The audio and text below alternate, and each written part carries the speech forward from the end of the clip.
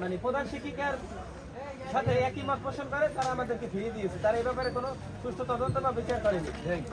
আমাদের যে দাবিটা আছে সেটা আমি এখনই ইউনো সাহেবের কাছ থেকে নিব। তোমাদেরকে আমি কথা দিচ্ছি, আমি এখন যাওয়ার পরে তোমাদের সম্পূর্ণ দাবিটা আমি নিজে অনগ্রহণে দেখব, বাট তোমাদেরকে আমাকে সহায়তা করতে হবে। বুঝতে পারছো?